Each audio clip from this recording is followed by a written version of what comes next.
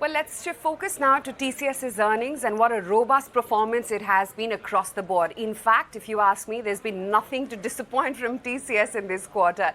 So let me welcome on board the TCS top brass and figure out from them whether they are as pleased with the earnings or not. I have with me Rajesh Gopinathan, the CEO and MD at TCS. We also have Ganapathy Subramaniam, the COO and ED at TCS, and Samir Seksaria, the CFO at TCS. Gentlemen, good morning. Congratulations. Another excellent set of earnings. Rajesh, if I could come to you, you couldn't have asked for a better exit to the fiscal, could you? Good morning, Aisha, and good morning to all your viewers. Absolutely, you said it right. It's a very strong quarter and a good exit.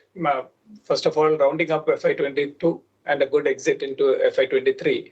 And as you said, the growth across sectors, the pipeline, the overall performance, everything is very encouraging and sets us up nicely. As they say, picture abhi baki hai. Demand clearly has reflected in the deal wins that you've clocked, which has been very, very strong. How is it that you're going to describe FY23, looking from the lens of FY22? How do you think the landscape is going to be set for the next fiscal now? That's an interesting question. So if you consider where we were in terms of FY22 versus FY21, we were still at the going through the pandemic and recovering post-pandemic. So we were in that pandemic recovery kind of trajectory, whereas FY23 is a fairly clean exit. And the set of numbers, the performance, that does not have any any base effect of the pandemic into it, and yet it is looking like quite a strong opportunity pipeline that we see, as well as a demand environment. Of course, the larger environment, we need to be vigilant for it, but it's quite encouraging that we are well and truly into a normalcy period from overall execution and demand. But just taking a lead out of that, Rajesh, double-digit growth now seems to be in the bag. That's a done deal for you. The question is whether the growth rate is now going to shift to mid-teens, or should we start penciling in a 20% kind of growth figure? We are happy with where we are on the growth rate, both from a year-on-year perspective as well as on the quarter-on-quarter perspective. If you look at our last 5-6 quarters, we have been on a very strong sequential growth trend. The larger picture for us is also the nature of the growth. So it is coming across markets. Our largest market, North America, has rebounded very strongly and is continuing to grow very well. That's very important for us. Similarly, BFSI is doing very well, especially considering the base effect that it had. Some of the stressed sectors like retail and manufacturing have also rebounded nicely.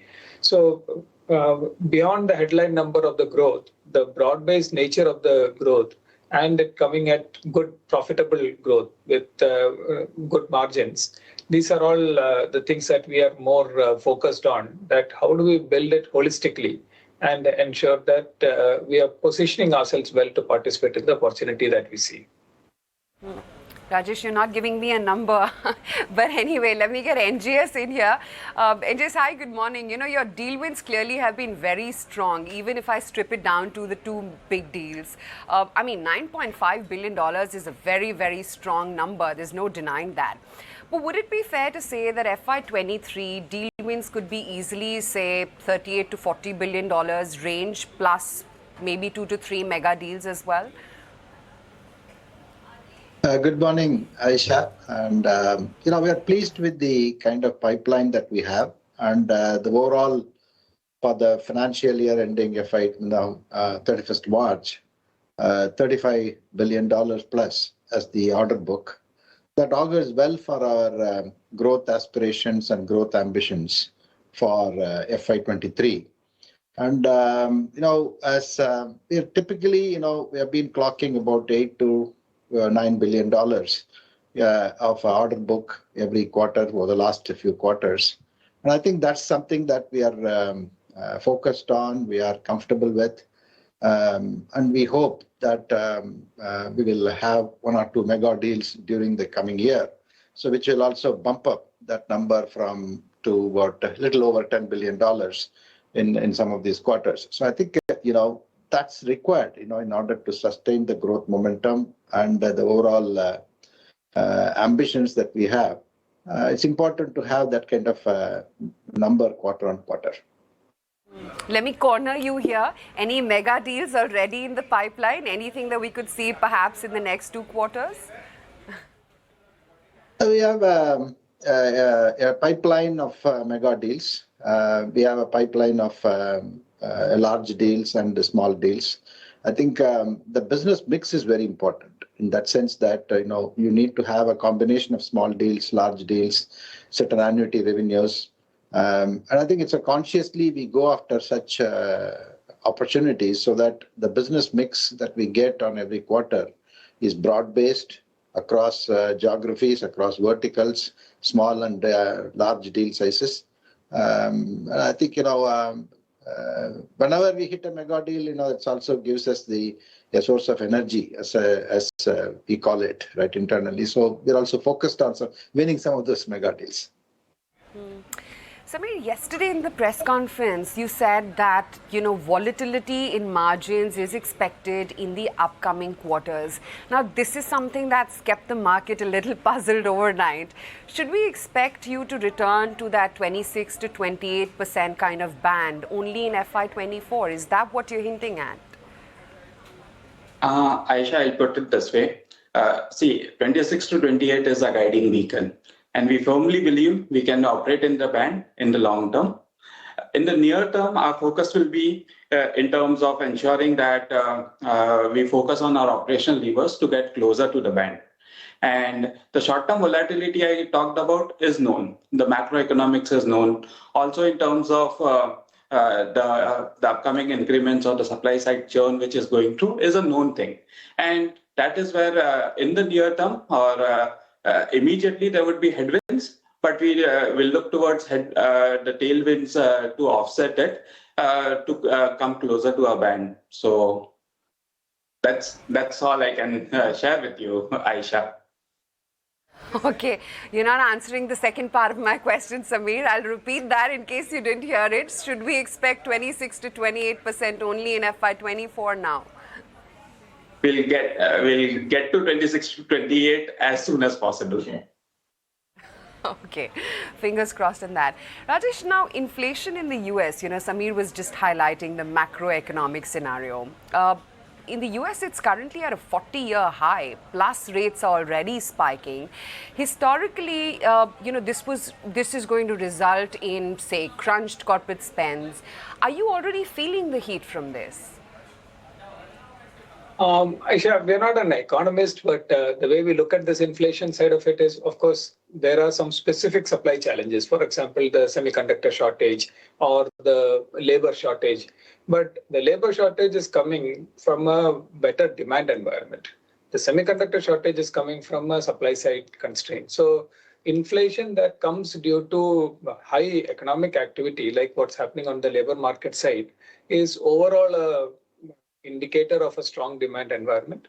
Other than the semiconductor side and energy, US is self-sufficient on energy. So we don't see, as I said, with the caveat that we are not economists, we see these triggers as indications of the very vibrant economic environment that is there, which we are also experiencing. But short term, how that reflects what will happen, that we need to be vigilant about. But overall, conversations are quite positive. Some adjustments will need to happen period to period as the market stabilizes with what is going on. Sure. So just to put it straight on record, then Rajesh, you're not seeing any initial signs of corporate spends holding back or any delays in decision. Am I getting it right? Yes, broadly, yes. Okay. Would you want to expand on that? Make yourself a little bit more As I clear? said, Yeah. As I said, specific sectors like auto and parts of tech are Sure. significantly impacted by the semiconductor supply, but which should ease up through the course of the year because it is a long supply chain industry. That should ease up because this constraint has been with us for a period of time, so it should ease up towards later part of the year and going into the next year, and that's built into it. Labor side, I already told you. Constrained labor market is good news from a technology perspective because that's the natural offset for labor shortages. Other aspects of it, energy, as I said, is not a material thing. It is more a market pricing transient phenomena rather than real supply constraint that's going on. So everything points towards increased investments in technology. But given that volatility in financial markets is never a good thing from corporate decision making, we want to be a bit careful about how we put it. So I don't want to go head to head against economists or bankers. They have a point of view. We are telling you what we are seeing on the ground. So what about the BFSI segment in particular? I mean, are you continuing to see strong growth there, or do you expect any kind of moderation? BFSI is going through a significant restructuring and churn inside the entire industry as it realigns itself to the new rules of capital. Sustainable finance is a big part of the shift. The shift towards wealth management and the democratization of wealth management is a big part of that shift. Risk management is becoming very, very key. Security and cybersecurity is coming back in a big way. So banks continue to be spending very well, and banks' balance sheet and their corporate performance is so good that their capacity to spend is also very high. So both there is an imperative, there is a solution, and there is a capacity to spend. So we don't see a let off on the demand environment coming from the BFSI space, and especially the US BFSI space, both on the banking side as well as on the capital market side, has been strong, and the demand visibility continues to be strong. Sure, sure. NGS, are you seeing any impact of the geopolitics and the tensions in the European region? And is that in any way already impacting or could impact your growth rate in this particular geography going forward?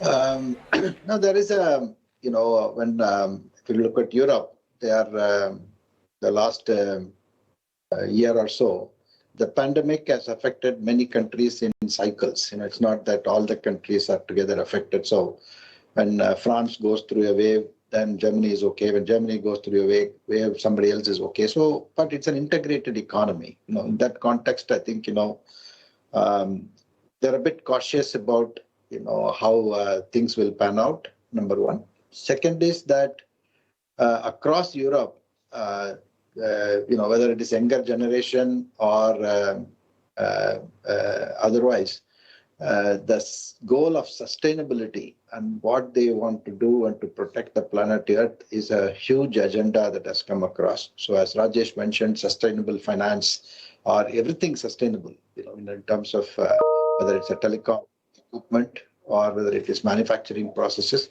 So sustainability is a big goal. The war situation has also meant that, look, some of the neighboring countries to Ukraine, whether it is Hungary, Poland, Romania, all those countries, they have a number of people migration that is happening. And all these countries have taken, more than their share of, unexpected economic influence, right, in that context, right?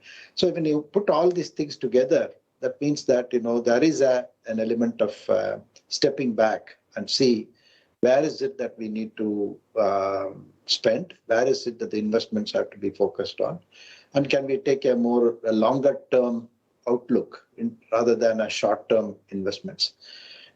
Europe, traditionally, if you look at it in the last about 2-3 years, they have invested heavily on technology, whether it is digital, whether it is Europe-wide, integrated payment systems, and all of that, and even in the management of Brexit. So all that thing has been done. So their goal seems to be that maintain what we have, keep accelerating the digital influences on various technologies that we have. And then Europe is also going through a big adoption of 5G. What does it mean to manufacturing and other industries? So that is a stepping back to reassess the priorities in terms of sustainability, impact of 5G on manufacturing and other industries, and overall how societies and communities can come together to handle the people element due to the war, right? That's the way that I put it. But overall, in all these matters, technology continues to be the solution, and they continue to invest in technology. Sure. And just now let's address the elephant in the room, the big A, attrition. A cause of worry, I'm assuming. But where do you see things going forward? Do you see another year of high salary spends amidst, an extremely crunched supply? No, I think we believe that the attrition and will stabilize, in the next 6 to 8 months is what we believe so. There are enough indications that we see in our operating model that the demand supply situation will ease up, in about 6 to 8 months' time. The attrition numbers that you see are reflected on a last 12 months basis. So the base effect would be there. So you will see on that basis that it will always be 15%, 17%, 19% and things like that. But what we see on an absolute number basis and a percentage basis, that it is plateauing, and we hope that the attrition will come down, number one. But, our model has always been, holding ourselves accountable for the skill sets that we need. So we continue to hire people fresh from the university. We had a target of 40,000 is what we said that we will do in FY22, but then we ended up hiring almost 100,000 people, freshers. So they're all going through our induction, training, integration processes so that they are staying relevant to the customers that we have and the demand environment that we see. So overall, I think, I don't see a problem in the supply side from a freshers perspective. Laterals, I think, that is always going to be a challenge because, and we have to figure out the right mix of the experienced professionals that we hire, coupled with the upskilled and, freshers that we have. That business mix and the people mix is what is going to make it tick for us. Well, I can assure you attrition is a big problem across industries, even ours. But Samir, this must be, making your job tougher, right? I mean, how is it that you improve margins and try and protect them from salary hike hits? So the headwinds, as we have called out, is the big elephant in the room. For me, in terms of balancing it, the levers which we are looking for are a couple of them. Mainly, we are looking at better realization, and better realization will be from a mix of, getting improved pricing on incremental projects, looking at our portfolio of overall technologies and getting better realization from the portfolio mix itself, and also looking at, optimizing the operational slack. Second one would be on looking at our operational levers itself, using levers of automation, productivity, and also some part of the spend which has increased during last year, specifically external consultants, which we have been investing into. Once if we see the churn settling down, we'd like to optimize on that.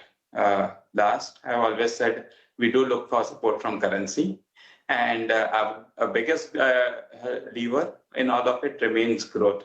As far as growth continues, we should be able to manage a lot of things on the operational side. Rajesh, you've made a headcount addition of 1 lakh this year. I mean, that is sizable a figure. Does this also create utilization headwinds? And what is the plan then to ramp up capabilities via perhaps training, etc.? And also, is demand execution getting impacted in any which way? To the contrary, it is a validation of the excellence in operations that TCS has always been known for. So both in terms of talent acquisition, in terms of talent training, rehiring, and then deployment, we probably have the best track record in the industry, and last year has been a resounding validation of what we have done. And that's also reflected in acknowledgements that we are getting across the industry. Recently, we are very glad to share that CII has honored us as a role model in HR, something that they have only given once or twice before in their entire history. Similarly, across markets, we are rated as top employer. And the reason for that is that we have a very strong philosophy and demonstrated track record of investing in our people, which is why we are able to attract the best talent and retain them. And the structure that we have created, the decentralized structure that we have created at the operating unit level, allows for scale to happen without dilution of any of these values or the operational efficiencies. So quite very happy with the tremendous job done by our HR and operations teams. And I believe that they are well geared to continue to provide the kind of support that business needs to maximize the opportunity in front of us. Rajesh, we have a long weekend coming up ahead, so you'll understand where my question is coming in from. But you are in the pilot seat, Rajesh, clearly, right? If you had to make an announcement to a plane full of passengers, which are all your investors, what would the announcement be? Fasten your seatbelts because the ride is going to be bumpy, or we're scaling towards higher altitude? Fasten your seatbelts. It's a long ride and we're going to have fun. So enjoy the ride. Okay, gentlemen. Great to have you guys on board, and congratulations once again for an excellent set of numbers. Thank you, Aisha. Thank you. Thanks. Thank you, Aisha.